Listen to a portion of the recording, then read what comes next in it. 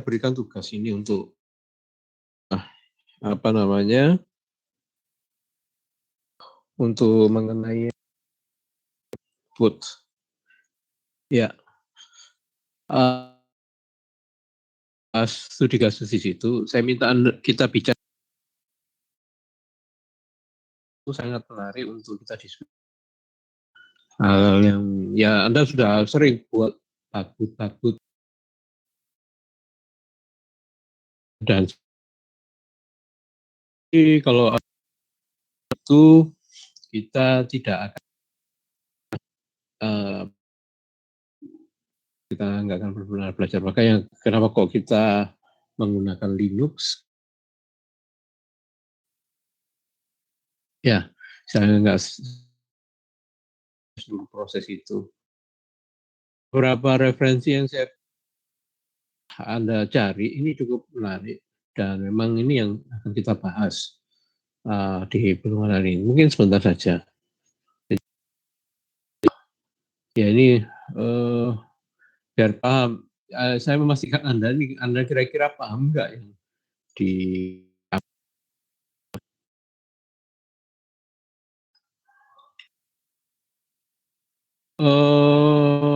ya saya mintakan kopi ya. Keren nih, kopi full, kopi semuanya, detail. Ya, yang dari Anda. Jadi di dalam sebuah penulisan itu harus menyantumkan referensi. Anda referensi itu biar nggak tidur namanya kopi apa kopi tik ya, kopi tik bukan itu namanya kopi tik. Tapi yang pastikan bahwa Anda meninggalkan jejak itu, ini yang kita sebut ya. Jadi ini yang kita sebut dengan untuk menghindari namanya tuduhan bahwa Anda ini mengcopy saja, tapi sebenarnya kita mengambil dan ini tulis harus memastikan Anda harus mana dan apakah memastikan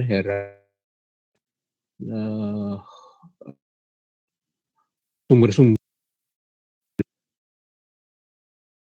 supaya Anda nggak akan dituduh bahwa ini sudah. Tentunya ini juga harus mengacu dari referensi yang mana, ini harus dipastikan juga, jangan hanya Anda ambil saja. Untuk sementara ini saya asumsikan bahwa referensinya kita anggap benar. Ya, seperti itu. Sebenarnya banyak. Kenapa kok nggak kadang benar, kadang nggak benar ya. Mungkin dari sini ya ada gambar.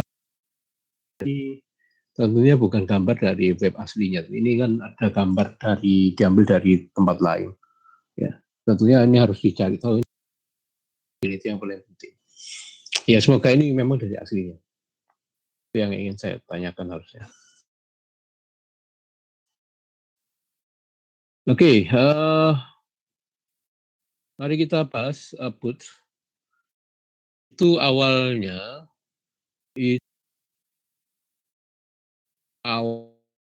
boot itu adalah standar utama ketika nyalanya. Jadi PC itu menyala,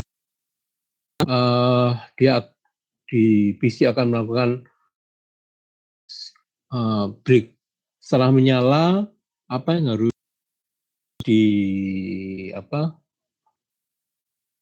dilakukan yaitu ada proses pengecekan hardware, kemudian baru setelah itu ya ini prosesnya. Jadi kurang lebih seperti ini tambahnya. Ini jelas sebuah gambar yang harus ditampilkan seperti tampilan ini ada inisiasi boot seperti itu ya, dan itu dilakukan motherboard. Jadi motherboard selalu seperti itu. Jadi, memilih device akan dilakukan dari yang pertama dia melakukan, baru dia akan ya, itu nanti diharap. Nah, ini tahapannya membuat sistem BIOS akan memuat mencari sistem yang terinstall. Nah, ini gambaran kasarannya.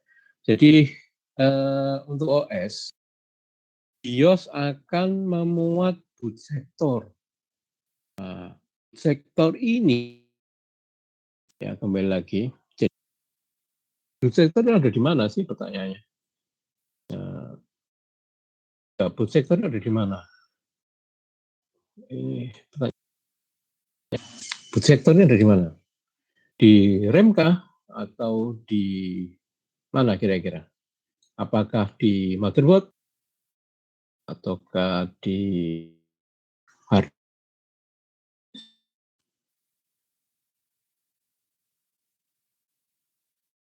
boot sektor? Di storage?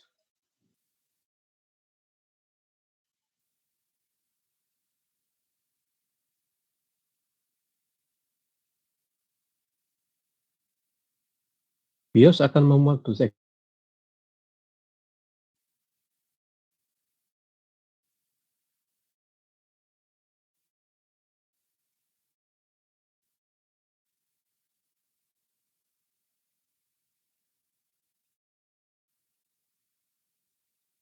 Sudah jelas.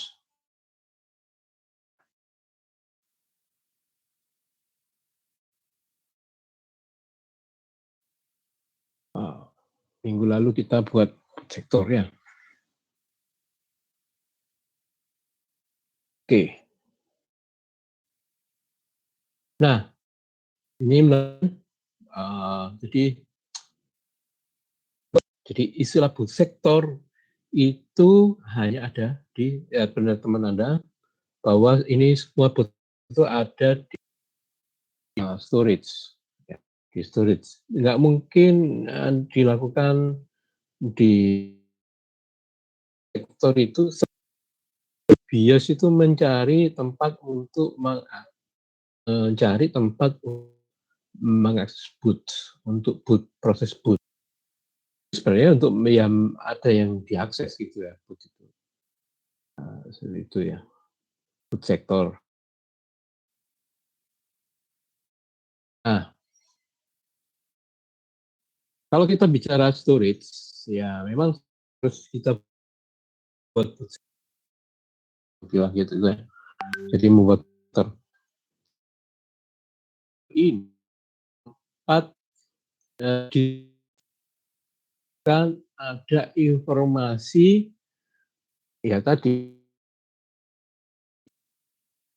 mengeksekusi, diarahkan untuk mengeksekusi sebuah file. Jadi kata kuncinya di sini. Di BIOS itu yang dibicarakan mencari lokasi ya. Tapi di BIOS itu tidak menunjukkan yang BIOS tidak mencari file. Siapakah yang tugasnya mencari file? Pasti isinya file-file kan? Oh, ada isi tentang namanya bagaimana isinya untuk menjalankan sebuah sistem operasi. Ya, menjalankan ininya apa namanya? Sebuah ada petunjuk digunakan untuk menjalankan pertama kali sistem informasi. Jadi pemuatan sistem operasi itu diawali mengekses file. Nah, itu file. Mungkin satu atau beberapa operasi ini dimuat di mana? Dimuatnya ya di dalam memori. Jadi kembali lagi, jadi ini di motherboard Ya, kembali lagi. Kita masih bicara di sini. Itu di motherboard, kemudian ada OS itu di atau di dalam storage. Bagaimana BIOS bisa menembus ke mengakses file, ya ini harus ada petunjuknya, yaitu dia mengakses sektor. Biasanya boot sektor ini siapa yang akan ini harus ada boot sektornya. Nah, taunya boot sektor apa tidak siapa ya? Guidance-nya. Nah,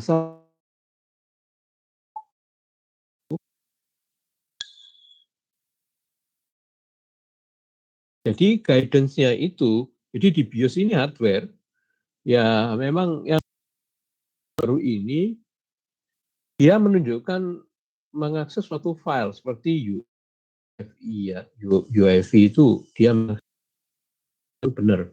Tapi ketika itu dia tidak, dia menunjuk suatu sektor yang kita sebut ini, tahu bagaimana sektor ini mengandung file. Nah, ini yang jadi pertanyaan, bagaimana dia cara. Tentunya di dalam sektor itu kita eh, eh, sektor itu kayak ada zona, istilahnya kayak gitu, sektor, boot sektor. Jadi di dalam sebuah yang jelas ada bagian yang disebut bagian sektor boot, ya, dan boot sektor boot. Nah, ini antara BIOS yang motherboard dengan hard disk ini ya bisa ke boot sektor. Ini bagaimana caranya kalau dari storage? Tentunya di dalam storage itu yang jelas Anda akan memformat. Format itu ya, yang jelas di situ dengan Anda paham partition. Partition. Jadi pasti di dalamnya ada. Oke. Jadi dalam partition itu ada bagian yang mengandung partisi, ya bagian mengandung, kalau bagian yang enggak yang digunakan sebagai ya untuk tempat bootnya. Jadi di situ. Jadi ketika bootable berarti namanya boot sektor.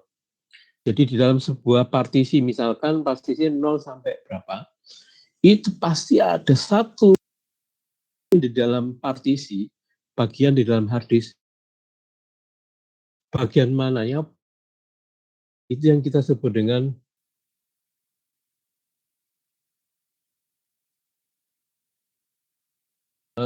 jadi berdasarkan kesepakatan di dalam halaman boot sektor pada biasanya seperti itu. Awal sendiri, namanya boot sektor. Nah, boot sektor ini kadang-kadang kalau tidak akan dicari, ya dia nggak bisa hanya uh, tidak bisa dikornya, tidak di-create seperti itu, tidak bootable. Nah, ini repot saya ketika kita bicara partisi. Jadi dalam sebuah partisi itu bisa di awal-awal itu. Jadi itu petunjuk bagaimana mengakses sebuah boot sektor. Nah, biasanya di sini informasi di dalam ini harus ditambahi dengan ya ketika Anda konfigurasi bootable, maka sama Anda partisi ya nggak akan ada yang bisa mengakses tempat bootnya, boot sektornya. Nah, biasanya di dalam boot sektor itu apa ya? Isinya apa ya? Isinya adalah rekod cara mengakses sebuah bagian daripada sebuah file boot. Nah, nanti kita lihat di sini di bagiannya. Ya. Jadi ketika kalau di dalam suatu di dalam bagian sebuah storage tidak ada ciri khasnya boot, tercreate-lah yang disebut dengan master itu ciri khasnya master boot record. Ini adalah tempat bagaimana dia mengakses namanya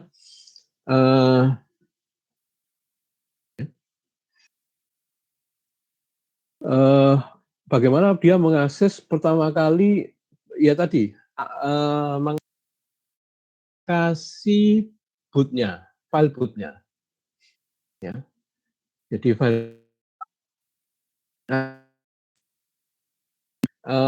ini ya kalau di jadi tahapannya seperti itu ya. Jadi ada master boot record yang jelas. Boot diwakili dengan namanya istilahnya boot sektor bagian itu yang harus mengandung namanya boot record, master boot record awal biasanya. Nah, kalau master boot record terbentuk, maka dalam master boot record ini cara mengakses, mengeksekusi tempat lokasi file. Biasanya ini ada di sini ada penjelasannya sedikit. Nah, ini ya. Oke, pemeriksaan dilakukan mencari primary bootloader. Primary bootloader. Partisi ya, partisi di awal. Partisi. Ya. Biasanya ya ini biasanya. Dan ini master boot record ini harus diinisialisasi. Kalau tidak ada yang menginisiasi master boot yang disebut dengan bootable, ya ini yang di master boot record ini. Kemudian ya secara MBR master boot record ya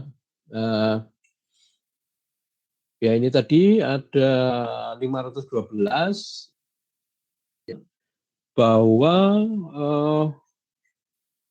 512 di master boot record ini di partisi itu tadi saya sudah bilang.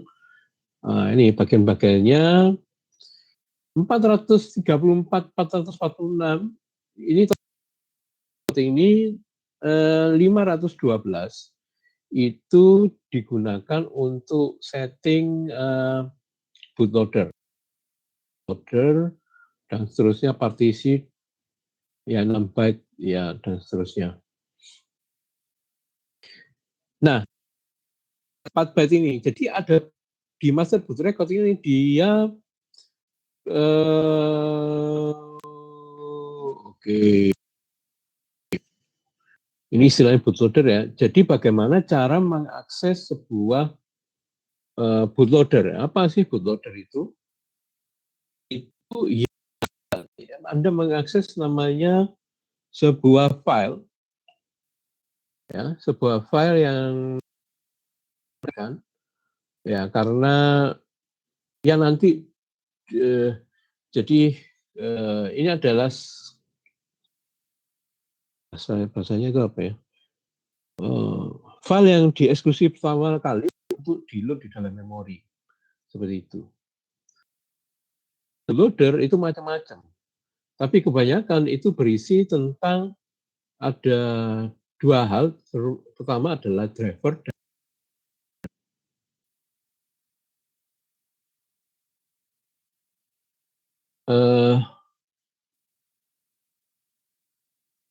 sudah bilang bahwa UEFI itu tidak butuh boot sektor tadi. Saya sudah menyampaikan seperti itu.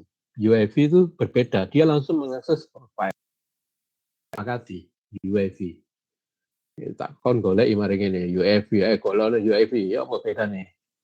Ini jadi tugas lagi. Apa bedanya UEFI dan itu Kak Mari ya? Gak selesai. Oke. Jadi mohon maaf kalau masih putus-putus. Terima kasih. Jadi di sini namanya bootloader. Apa sih itu bootloader? Nah, bootloader itu bagaimana nanti Anda cara tahapan perintah apa saja yang akan diakses. Nah, ya melalui sebuah sistem kecil ya, sistem yang kecil. Berarti bahwa sistem itu aksesnya di sini, gitu. Jadi dia membangun ada deretan instruksi ya, jadi dan ditampilkan seperti kayak begini. Listnya adalah ada berupa list sebuah perintah-perintah ya kurang lebih seperti itu.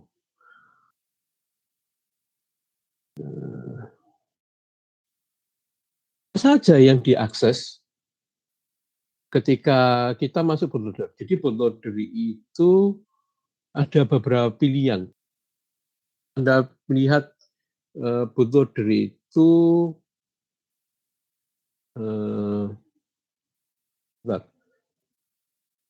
bootloader itu semacam seperti ini.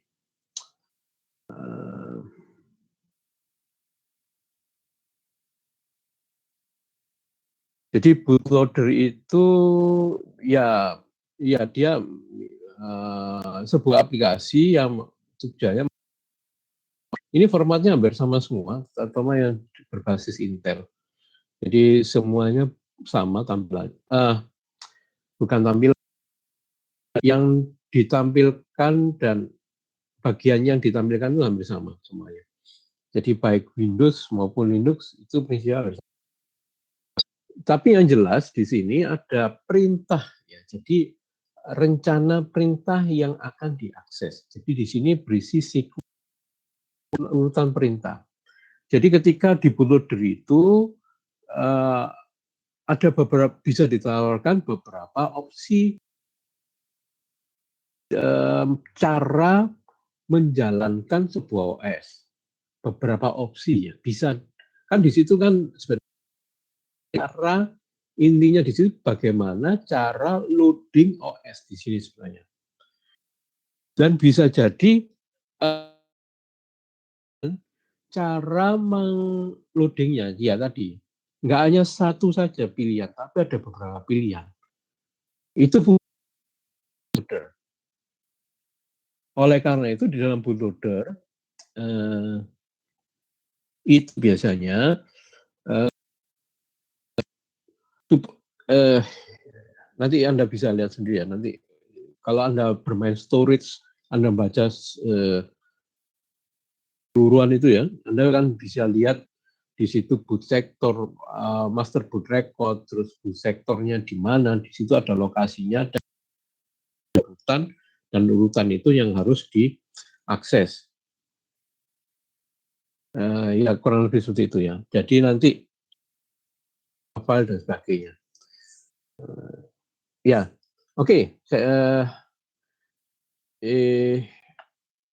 Jadi bootloader itu sebuah tadi cara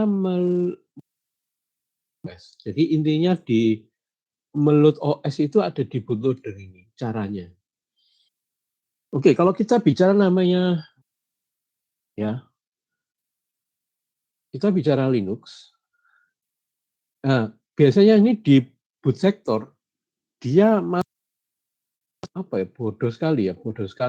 Oleh karena itu harus dikasih petunjuk cara-caranya. Oleh karena itu ya di sini ada petunjuknya. Jadi untuk mengeksekusi kalau di Linux itu pertama-tama harus ditentukan namanya untuk lokasi mana, partisi mana. Nah, kemudian ini yang menarik, partisi mana. Jadi partisi mana yang akan di-load. Jadi itu OS. Jadi kalau kita bicara OS, mungkin ada, Anda tahu ya, partisi itu apa? Di dalam satu hard disk itu ada beberapa bagian yang bisa dijadikan satu bagian atau dua bagian dan sebagainya. Nah, penting di dalam OS, di bagian mana yang mengandung OS. Itu yang harus ditunjuk.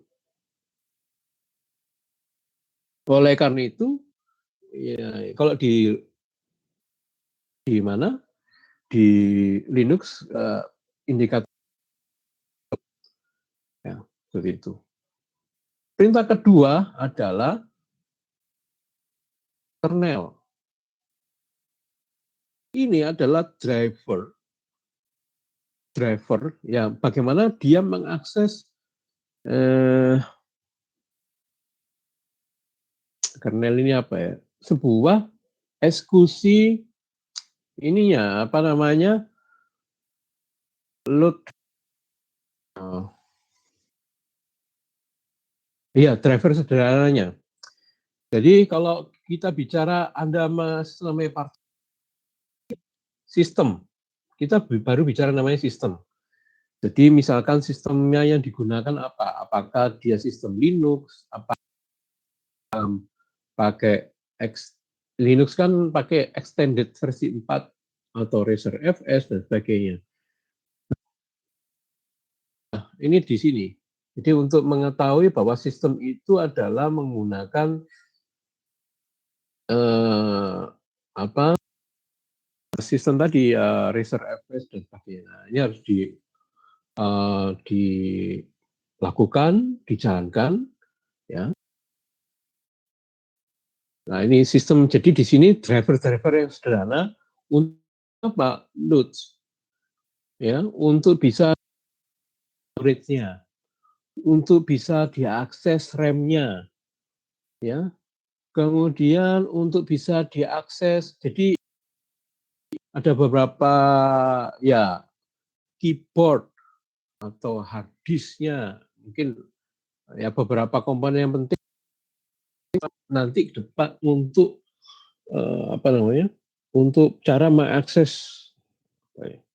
Ya intinya nanti sebelum di OS-nya di load. Ini adalah yang pertama kali yang dilakukan kernel. Kalau yang kita bicara ya keseluruhan, menggabungkan seluruh sistem, hardware-nya, sistemnya, dan hampir semua sistem hardware dikenal di bagian awal. Seperti ini, di kernel. Jadi kernel ini mengeksekusi driver supaya dia bisa melanjutkan beberapa sistem itu tadi. Ini ketemu hard disk-nya bagaimana? Ini kernel. Jadi pakai hard disk, ini pakai kernel, deteksinya hard disk dan sebagainya. Ini ada RAM, ini kernel. Kemudian apa? Jadi Pak awal kalau monitor ya ini monitor sementara atau keyboard kernel. Nah, kernel. Oke. Nah, di sini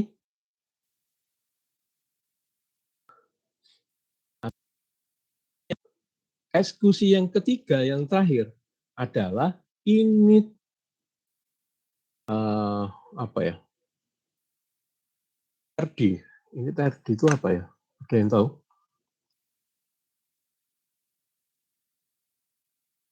Bahasanya apa ya? Sebentar saya cari init RD.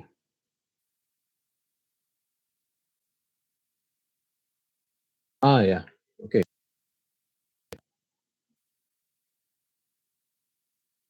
Istilahnya apa? Jadi kita harus tahu isinya. Jadi setelah mengeksekusi bagaimana dia jadi root, jadi kernel ini sudah aplikasi ya. Ini disimpan di dalam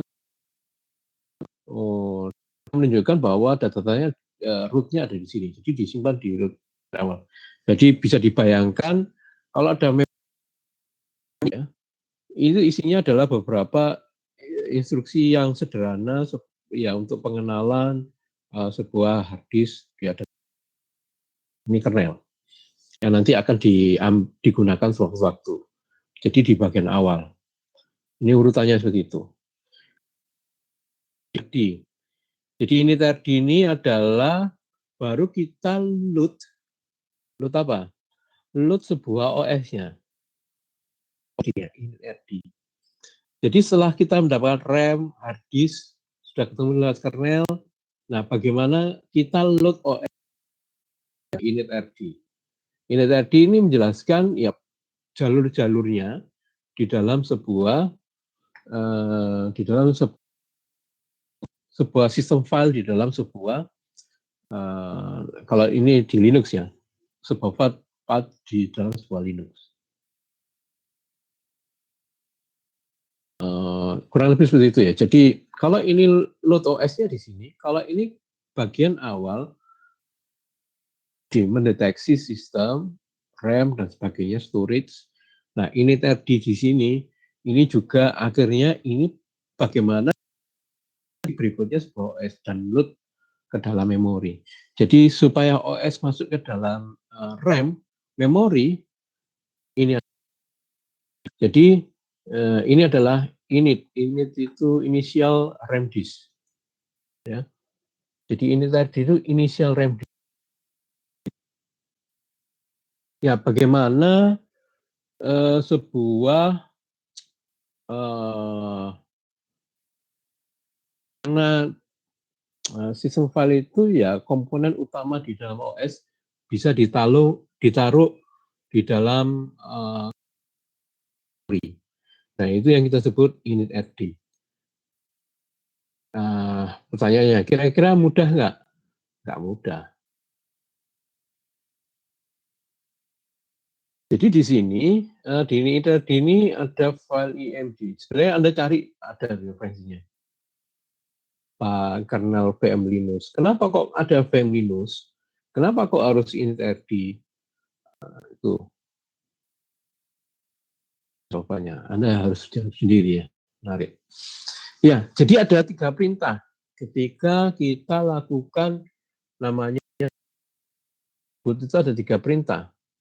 Perintahnya itu adalah ya root akses partisi map. Terus kita nggak menentukan partisi ya kita nggak tahu path-nya. Path itu ya sistem filingnya. Ya. Kemudian nanti ini dengan kernel ini kita menentukan sistemnya ini bisa ya sistemnya ini bisa dikenali apa nanti kalau sudah dikenali maka sistem OS utamanya itu akan bisa dipanggil melewat perintah namanya init dan init itu lokasi file nanti ada harus diakses jadi dia ya seperti itu ada urutan file yang harus digunakan. Nah kernel biasanya digunakan ketika kita jadi kita bangun kernel pasti dua-duanya dibangun. Jadi ketika Anda apa ya? Kernel itu semacam driver ya. Driver jadi kernel itu sistem yang sederhana yang nanti supaya bisa dikenali ketika sistem ketika up itu. Tambahnya adalah modul, kernel modul itu nanti bisa di load driver itu. Nah driver di load itu ada di dalam init.rd. Kalau kernel core utama ketika Anda boot, ya sistem akan mengenali kernel itu akan mengenali. Ketika kernel itu nanti yang jelas harus mengenali beberapa komponen hardware Anda. Nah, ini punya kernel. Jadi biasanya ini kernel ini dia isinya sebuah ya itu kayak semacam pengenalan, dan ini rata-rata di kompres. Makanya di VM Linux ini kompresan, nggak mungkin besar. Nanti yang jelas dia harus di-load ke dalam memori sementara. Nanti tahapannya setelah kernel dikenali, nah kernel nanti ini dilepas. Yang berjalan itu adalah init RD-nya. Daripada kernel di sini, ada di init RD yang diakses itu.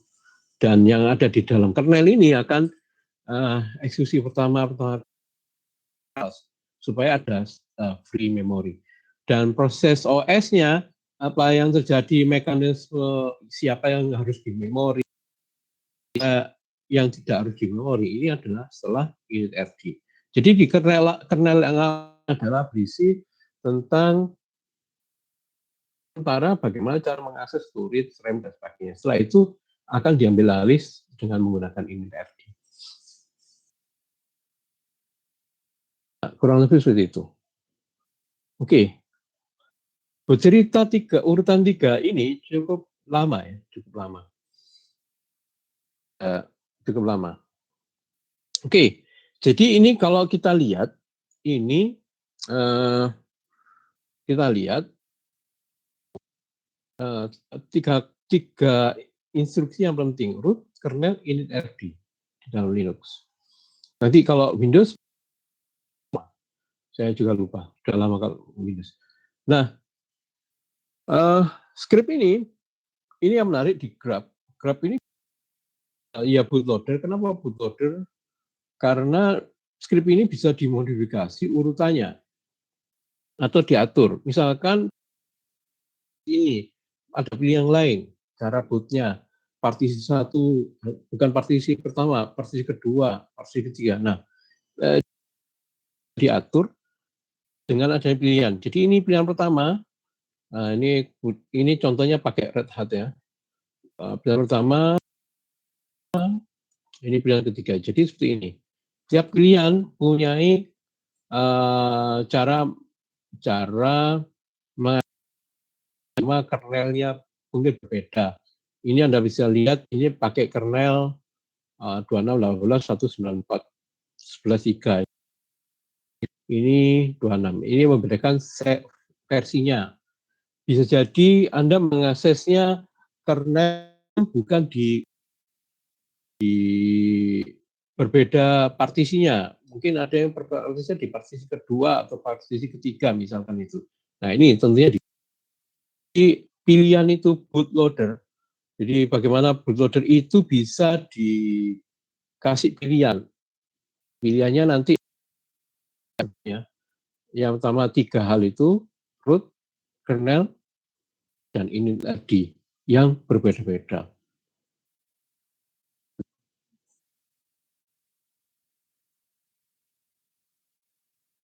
Nah ini jadi tantangan menarik bagi Anda. Jadi ini di dalam sistem Grub. Jadi sistem Grub ini sangat berbeda. Nanti ada namanya ada Lilo. Ya Lilo. Kalau di Windows itu kalau nggak salah BCD ya, BCD.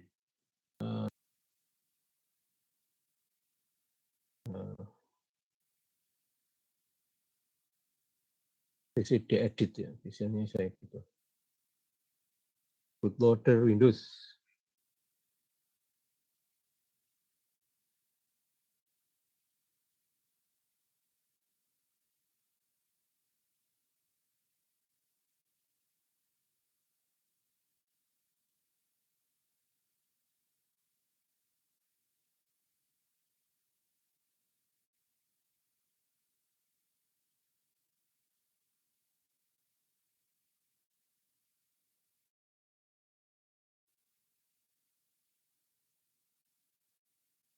Saya lupa. Kalau nggak salah kalau konfigurasi itu di BCD ya,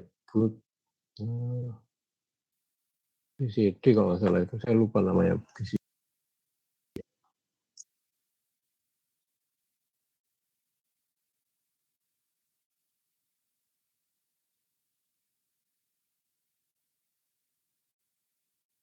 boot apa namanya?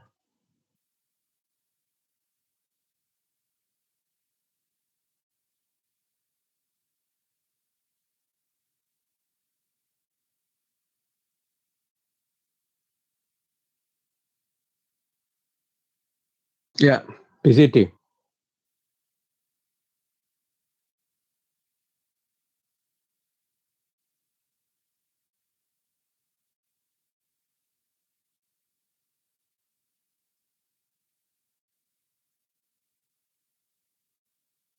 Nah, di Windows itu menggunakan BCD. Nah, ya, BCD. Prinsipnya hampir sama BCD itu ya. Jadi intinya di dalam pilihan, pilihan, pilihan apa namanya, pilihan sebuah bootnya. Dia ciri khasnya boot di mana? Penamaan bootnya itu macam-macam tergantung sistemnya. Yang jelas kalau menggunakan ya pelabelannya ada yang menggunakan hard disk, nama hard disk, device hard disk, ada yang menggunakan ya dengan singkat root kayak gitu ya. Yang jelas itu lokasi, lokasinya ya. Ya, yang biasanya di load. Ya, jadi kembali lagi di Linux dia menerapkan namanya tadi itu bisa dijalankan, sistem harus dikenali dengan nama load sederhana, yaitu dengan menggunakan tinggalnya di load sementara.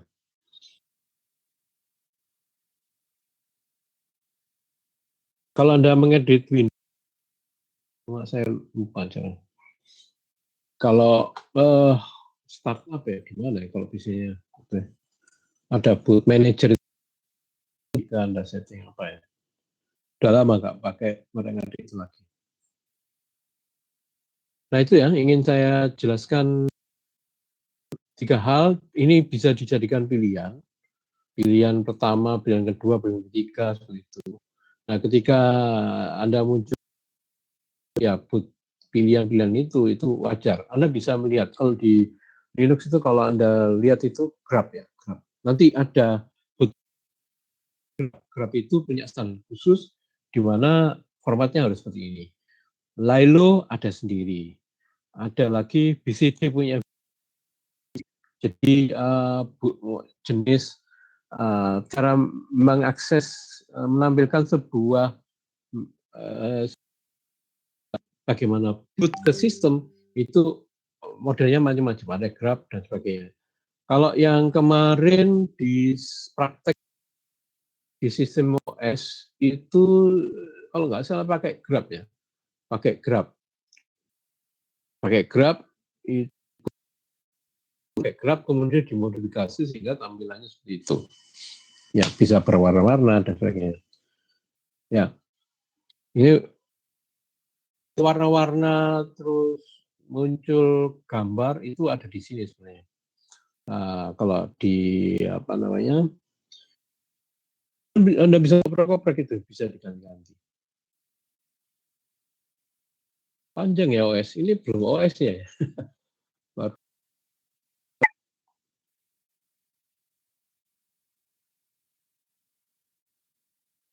Ya, apa ya? Jadi cara mengaksesnya sudah oke. Nah, baru kata kuncinya nanti eksekusinya baru ya. Ini di kernel-kernel tadi kan setelah apa namanya? Setelah jadi ini tadi itu RAM disk itu adalah bagaimana kernel di load ya. Sebenarnya di kernel di sini. Kemudian setelah melakukan perintah kernel. Kemudian kernel dan sebentar ya.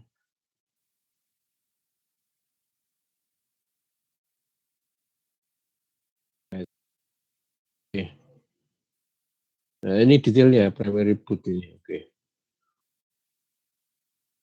Oke, nanti Anda bisa baca sendiri. Saya minta kopinya ke teman Anda atau cari referensi di situ. Ini kompleks zip-lib ya. Ini ya tadi ini modul-modul. Nah, itu tadi sudah saya tunjukkan kernel. Jadi eksekusi pertama kernel yang nanti dimuat hardware memori sistem secepat mungkin.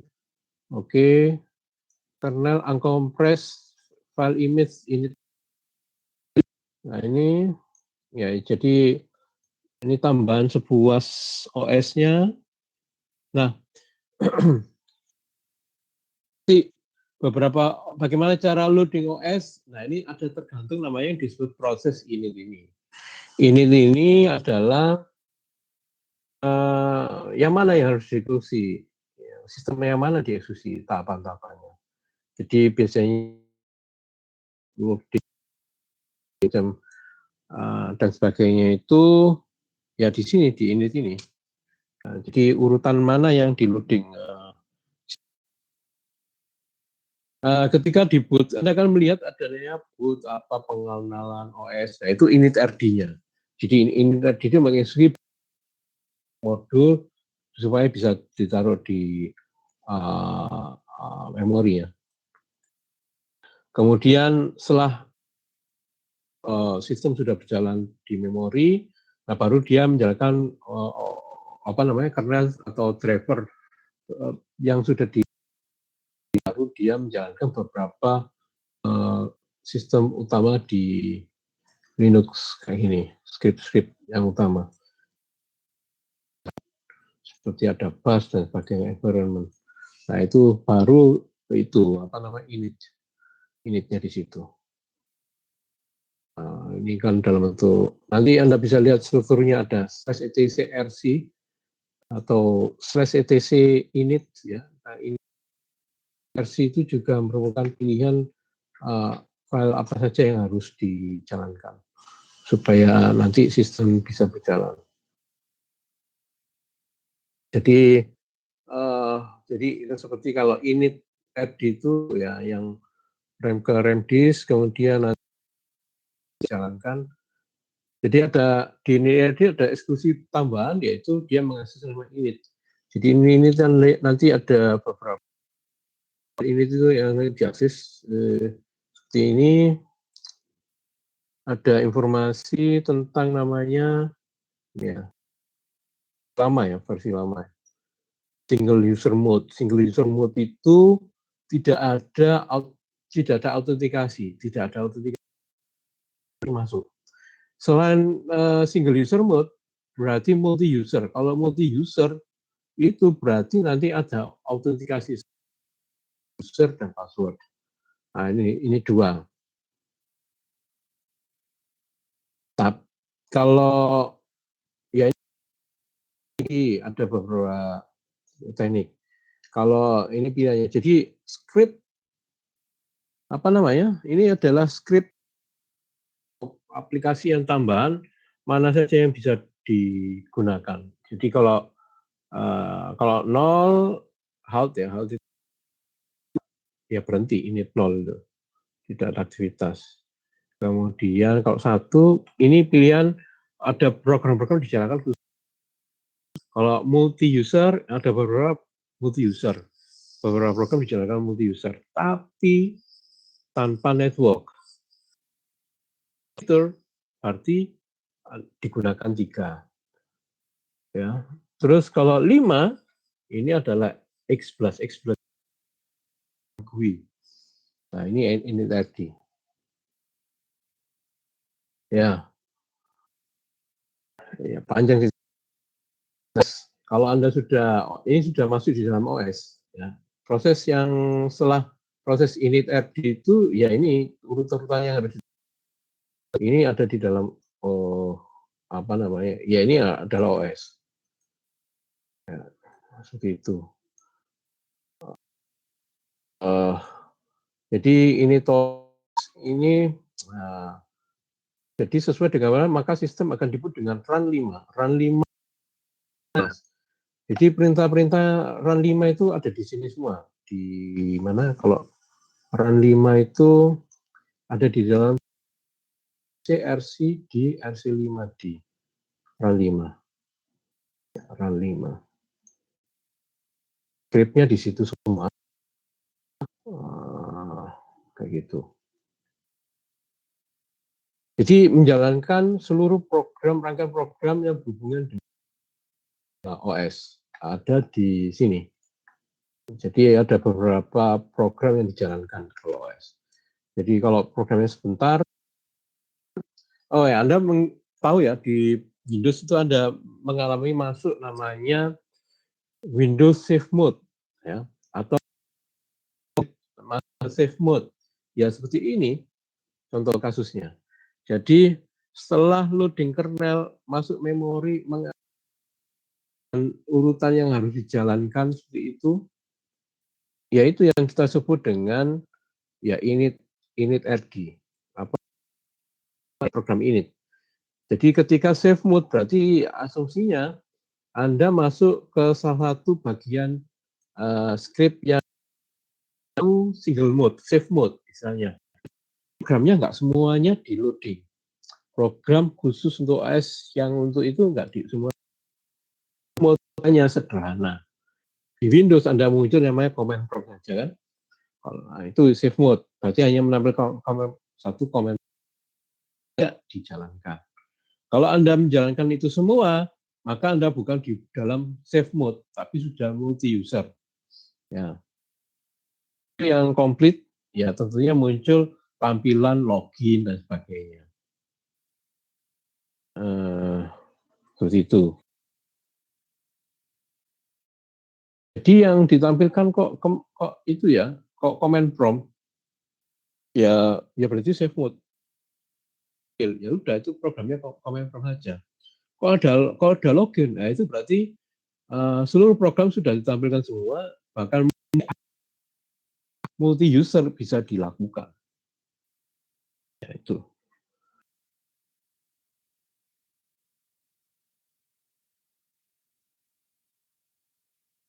Run level. Hampir sama. Jadi di run level versinya Windows maupun Linux hampir di apa namanya? Pilihan script apa namanya? Program apa saja yang ketika program apa saja dijalankan itu ini. Deklarasinya kalau di Linux ada beberapa pilihan tadi ya, 1 sampai 0 sampai 6. Dan 0 sampai 6 itu jangan lupa direktorinya di sini. Nanti Anda bisa lihat. Ini isinya adalah ini direktori /etc rc.d rc5.d itu isinya berapa nama file, ya beberapa nama file yang harusnya diakses, yang harusnya dijalankan. Jadi ada beberapa. Nah, ini direktori, run level direktorinya ini. Kalau Anda pakai 5, ini script untuk menjalankan beberapa ini apa namanya aplikasi yang tadi. Kalau single ya hanya satu jalan. Ya, kalau multi user ya banyak sekali yang ditampilkan. Nah kalau misalnya di GUI ya seperti window ya tampilan window berarti ada namanya window manager. Jadi komponennya sebenarnya itu nggak pakai window manager. Berhubung ada tampilan GUI berarti ada namanya sistem memanipulasi tampilan supaya tidak teks saja, jadi ada grafiknya. Gunakan window atau sistem untuk manipulasi grafik itu menggunakan XPlus. Jadi istilahnya kalau XPlus itu terkenal memang karena untuk mengenerate tampilan grafis. Nah, window berbeda lagi, window manager itu dia memanfaatkan apa memanfaatkan fasilitas di X11 itu. Jadi di dalam X11 itu ada namanya semacam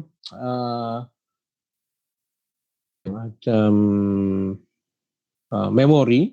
Jadi di situ ada memori apa ya? Maaf. Plus itu mengemulasi sebuah tampilan menjadi kaya grafik. Nah, untuk memanipulasi itu banyak aplikasi. Nah, aplikasi untuk memanipulasi grafis itu yang disebut dengan Window Manager. Jadi Window Manager khusus untuk Linux jenisnya. Ada yang disebut dengan KDE, ada yang disebut GNOME, ada yang disebut dengan Unity, pakai Light XFCE, itu banyak sekali Window Manager. Jadi untuk X11 itu core-nya manipulasi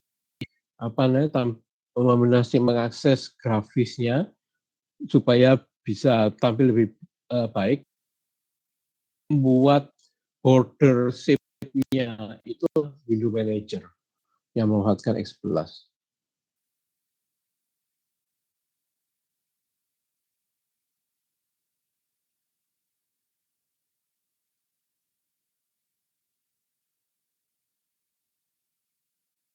Oke, moga-moga saya nggak salah.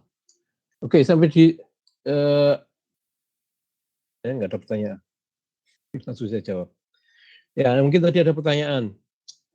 Bagaimana dengan UEFI?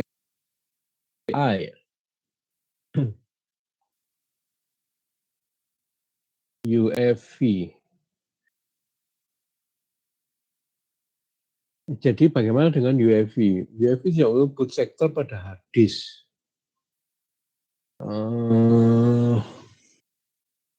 Ya, Anda silakan cari sendiri UEFI. Ya jelas di UEFI itu dia langsung mengakses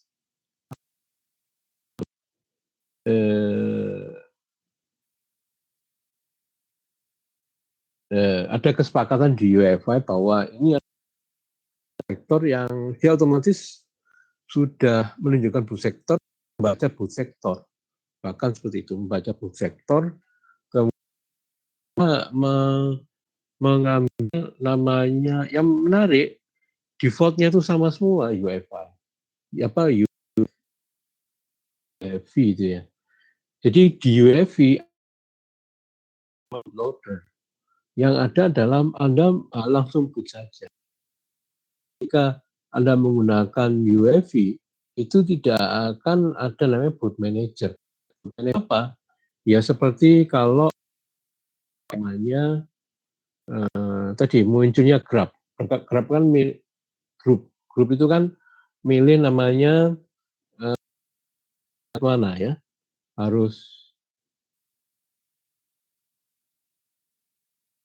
itulah yang ada di proses apa itu di BIOS. Jadi di BIOS. Kalau UEFI itu BIOS. Dia langsung mengakses, dia urutan mengakses sebuah storage. Ya, pakai UEFI itu. Jadi apa ya istilahnya? Apa ya UEFI?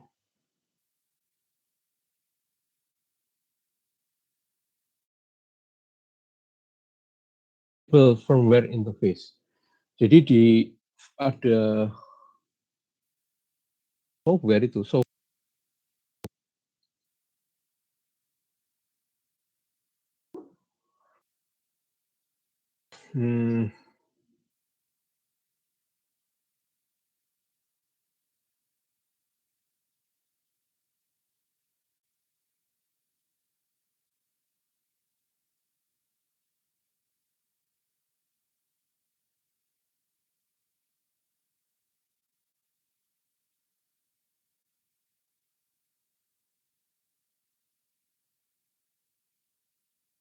Jadi urutannya membypass sebuah BIOS. Jadi BIOS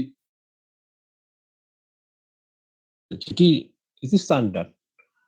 Jadi Anda mengaktifkan UEFI, BIOS itu di bypass ya. di bypass itu nggak gampang membypass. Jadi ya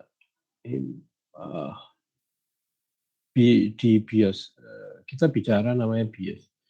Ya, langsung proses checking itu nggak ada, langsung ya tetap ada mekanisme di awal boot itu ada script untuk mengakses sebuah folder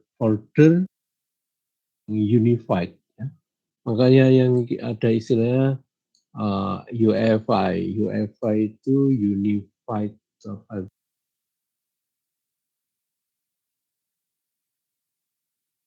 apa sih tadi ketemu istilahnya Unified External Interface. Jadi memang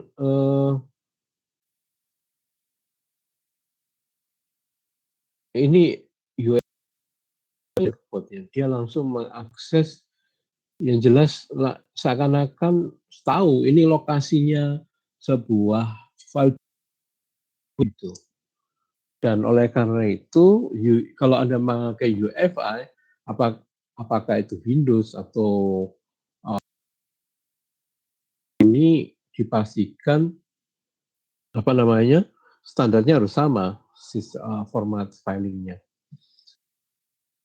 Di BIOS di motherboard itu sudah ada semacam kayak OS kecil ya, OS kecil UEFI itu. Langsung boot gitu. Ya, kalau UEFI diaktifkan maka begitu boot Anda langsung mengakses hard disk. Tapi ya tahapannya prinsipnya bersama seperti itu. Cuma nggak ada proses namanya checking RAM dan sebagainya. Yaitu prinsip boot itu dipakai seperti kayak BIOS sebelumnya. Cuma dia langsung pakai standar tertentu. Nah itu yang push bootnya itu langsung mengakses ke arah storage. Ya, oleh karena itu dengan DF,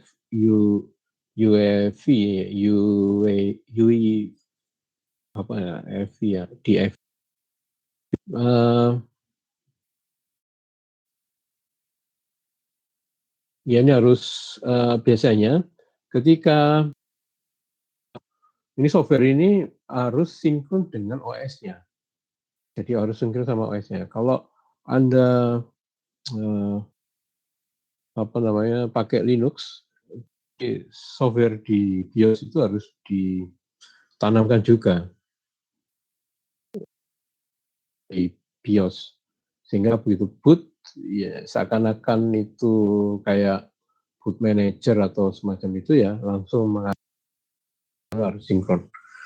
Jadi biasanya storage-nya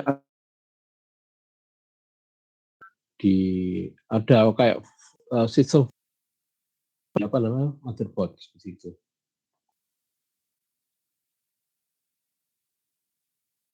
Nah, supaya kembali, kalau UEFI itu nggak bisa interaksi, ya nggak bisa. Supaya bisa diinteraksi bagaimana? Nah, di sistem OS itu ada proses mekanisme boot di interrupt. Makanya boot interrupt itu supaya Anda bisa mengakses namanya BIOS. Nah, karena ada perjanjian di motherboard supaya sinkron langsung gratis, ada proses interrupt yang dilakukan ketika boot di awal. Ada sistem buffer sementara bahwa sistem ini nanti ada interrupt pasti ada. Karena di UEFI itu tidak ada mekanisme ke BIOS. Justru yang menarik memang ada sistem filing boot. Biasanya bootnya itu ditanam di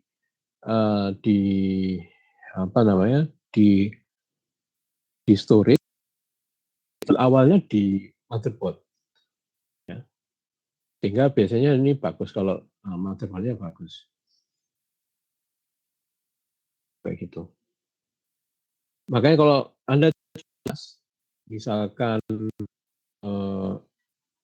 bukan sistem firmware, jadi menanamkan firmware mana kayak gitu, semacam mekanisme itu. Ketika Anda pakai UEFI, coba Anda lepas hard disk Anda. dia akan mencari namanya file. Ini yang menarik, mencari namanya file. Boot itu mencari nama file. Ini yang menarik. Karena kejabut. Kalau Anda pasang lagi di sana, langsung dia ini apa namanya?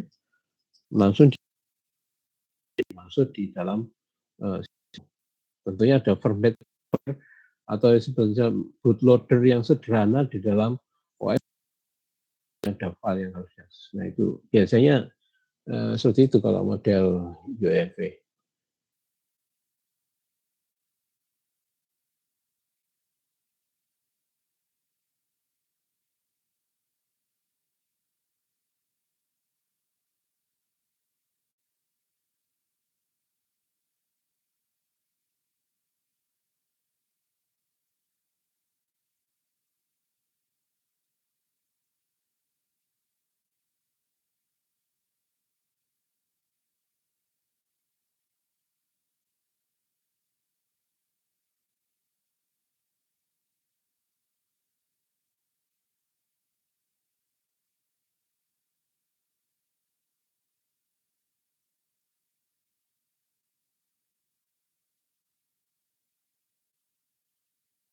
Ya, pasti ada OS pengaruh.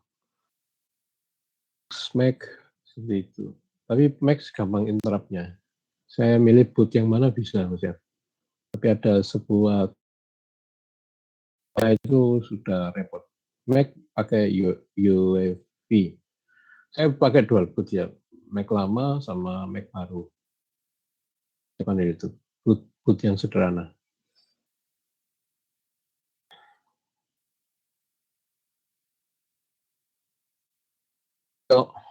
Jadi tergantung sebenarnya UEFI itu meniru kayak Mac gitu ya. Jadi Mac itu dia semuanya menggunakan yang lewat keyboard ya. Jadi untuk ngatur keyboard hampir sama sih prinsipnya. Cuma seamless kayak gitu ya.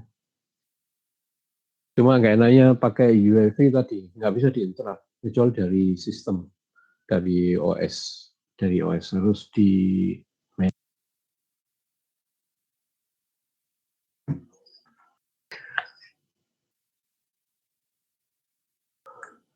Oke, jadi tentang namanya boot ya. Jadi kita bicara boot ini sangat menarik. Jadi ini yang mungkin dasar utama. Jadi sudah sebentuk jadi OS yang untuk OS itu adalah di kernel. Kernel itu apa? Kernel itu tadi sistem apa tuh hardware itu dikenali. Jadi pengenalan hardware itu melewati sebuah mekanisme kernel hardware dikenali. Kalau pengenalan hardware tidak dikenali maka tidak dikenali. Jadi kalau kita bicara tidak, jadi harus di apa ya? Itu maksudnya gini, kita bisa mengakses gitu ya. Intinya di situ dikenali itu otomatis kita bisa mengakses. Kalau hard disk itu nggak bisa kita nggak akan bisa mengakses hard disk. Akibatnya hard disk kalau nggak dikenali bagaimana? Ya akibatnya ya nggak bisa load OS kan. OS ada di hard disk. Bisa nggak lewat flash disk? Storage? Ya bisa. Wong saya uh, uh, Anda lakukan seperti kemarin saya demokan itu, ya OS-nya ada di USB itu, nggak ada masalah, itu storage. Anda itu kan ada mini OS di situ, bisa juga, nggak ada masalah. Selama itu, jadi apa yang harus controller. Jadi di situ ada controller untuk apa namanya, itu yang biasanya kernel itu mengenali apa namanya, controller untuk USB, controller untuk hard disk SATA atau KATA. Kalau kontrolnya nggak dikenali, jangan harap Anda bisa mengakses selama kontrolnya itu bisa dikenali, Anda pakai SATA, kontrolnya pakai SATA, ya insya Allah otomatis oh ini jenisnya apa, nanti otomatis seperti itu. Ini biasanya kalau mainnya kernel di situ. Nah, kernel itu Anda bisa amati ketika di Linux itu pakai namanya dmesh, ya dmesh. Dmesh itu tahapan pengenalan buat device Anda, dan itu seluruh apa namanya, seluruh device Anda dikenali namanya itu ada ini. Untuk deklarasi awal ketika pertama kali itu di kernel, hanya jenis file system pakai extended 4K atau FAT32, terus kemudian biasanya itu ya. Jadi driver awal, pengenalan hardware di awal sekali, RAM, ya, dan itu cara mengakses. Nah, itu yang paling utama. Yang utama kernel. Yang tidak utama itu ada di, dan itu harus didefinisikan lebih detail di hardware itu ada di initRD.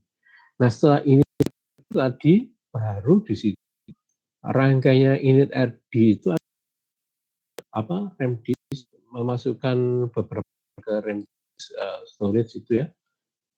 Jadi RAM disk itu biasanya di RAM disk. Jadi ada RAM fisik dan ada RAM disk. Ya. RAM fisik itu ada di RAM sebenarnya. Itu di mana? Ya, Anda kalau beli RAM 1 GB atau 2 GB itu RAM ada kepingan. Dan RAM itu kecepatannya sehingga bisa diakses kapan saja. Maksudnya yang kemarin saya sampaikan,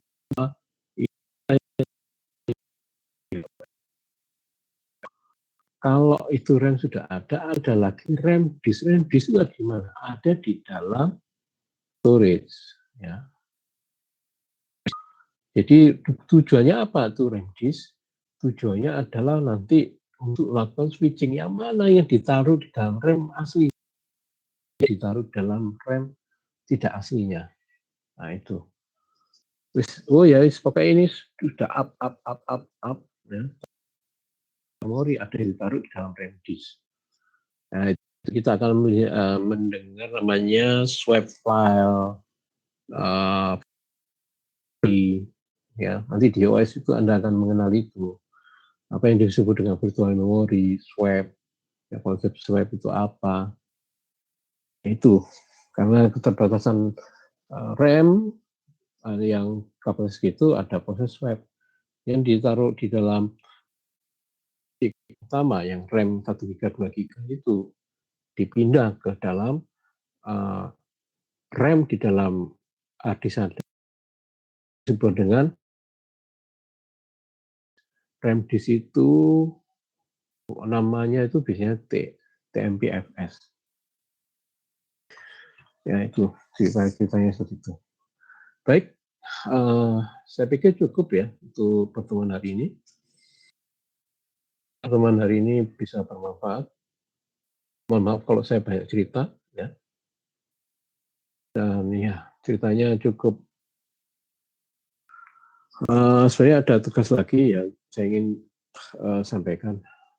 Satunya adalah UEFI, tapi tadi saya sudah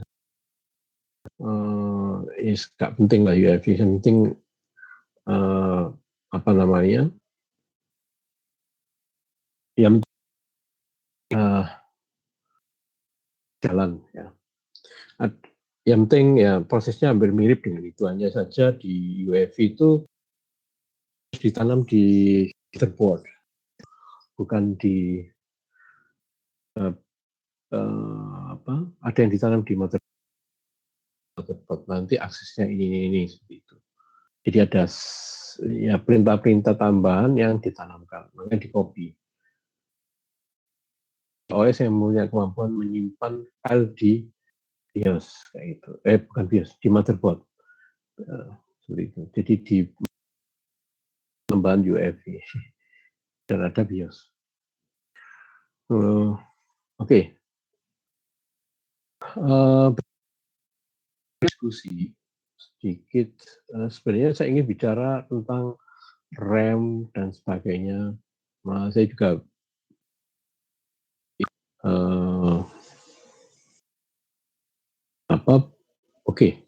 mungkin gini. Mungkin sederhana ya.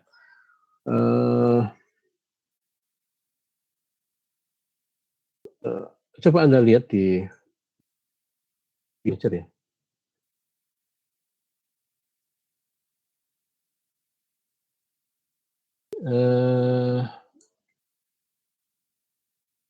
Coba share screen. Ya. Share screen.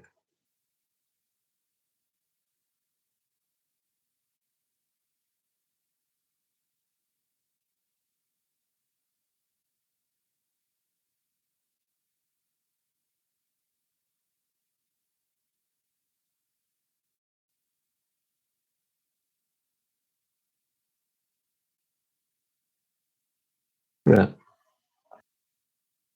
oke ya. Share screen. Oke, di Task Manager.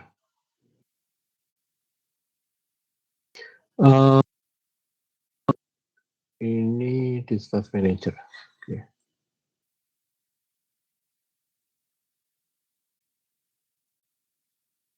Kemudian ini yang ingin saya ini mainannya ini. Ini kalau pakai Windows. Kalau yang di versi itu nggak ada. Di sini ya, ada namanya details ya. Ketika di details,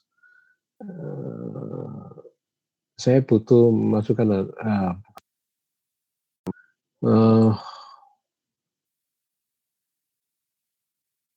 ini aja. Ini yang pertama details. Tolong jelaskan apa yang ada di details ini. Oke, itu yang pertama. Yang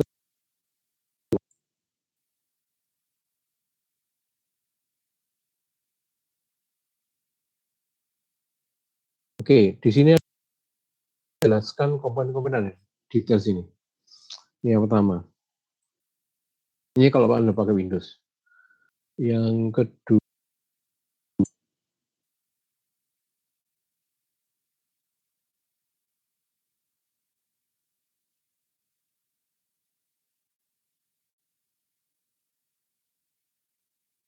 jelaskan komponen performance CPU dan memori.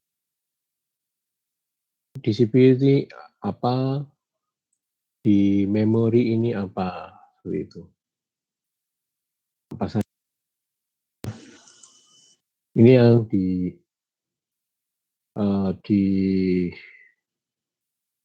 Windows ya. Detail sama performance CPU sama memori. Itu aja. Saya minta Anda kasih keterangan. Di sini ini apa, speed ini apa, thread ini apa, handles ini apa, uptime ini apa, kasih keterangan. Begitu memori ini apa. Ya, saya minta Anda sampai keterangan. Itu aja. Anda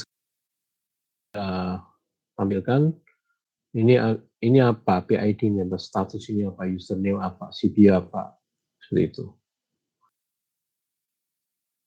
Nah, kalau yang di Linux juga menyesuaikan. Anda bisa menampilkan task manager-nya, bisa nggak? Kalau nggak bisa, itu yang pertanyaan pertama. Kemudian,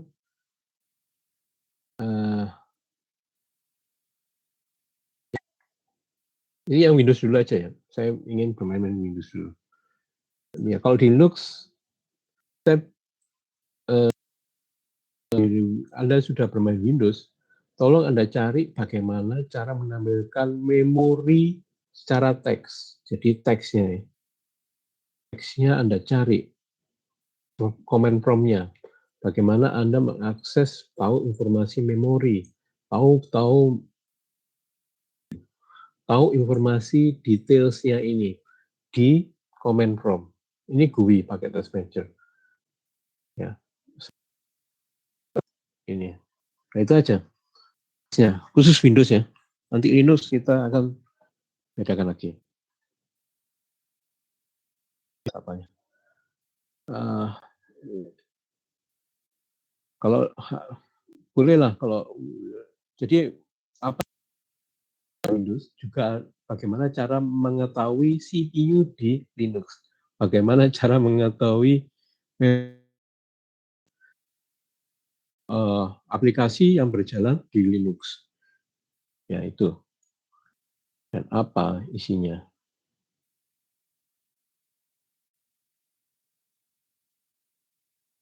Mungkin itu ya tugasnya. Simpel tapi nyelekit. Oke, baik. Saya pikir cukup untuk pertemuan hari ini. Ya, baik. Moga-moga Anda masih ingat tugasnya. Yes, semoga mainan kita sederhana-sederhana aja, kasih keterangan apa ini ya.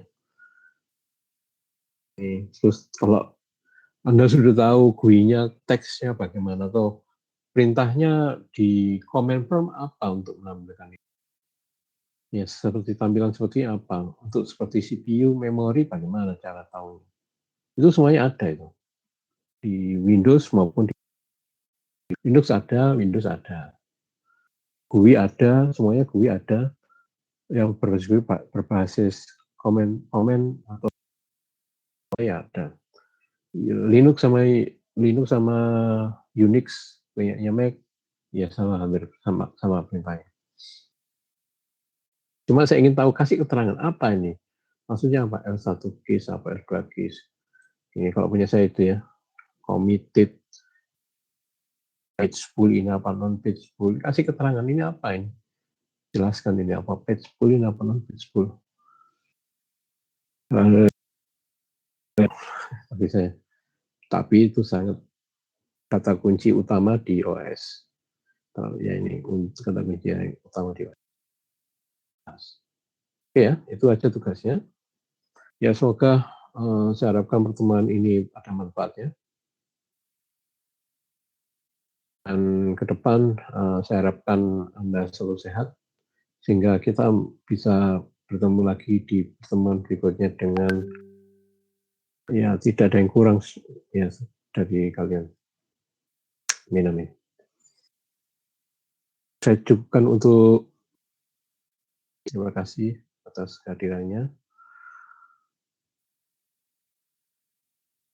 Sampai ketemu teorinya di kiri. Assalamualaikum warahmatullahi wabarakatuh. Selamat malam semuanya. Soalnya diketik, ketik aja lah. Mau ditulis ya nggak apa-apa.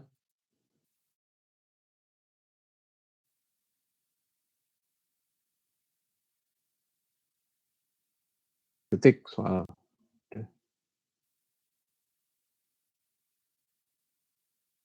Oke, selamat malam semuanya. Terima kasih. Mohon maaf. Ya, diketik semuanya.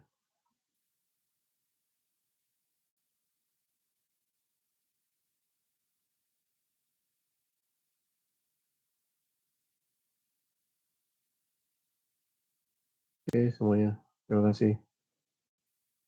Assalamualaikum. Saya akhiri ya. Saya end meeting ya.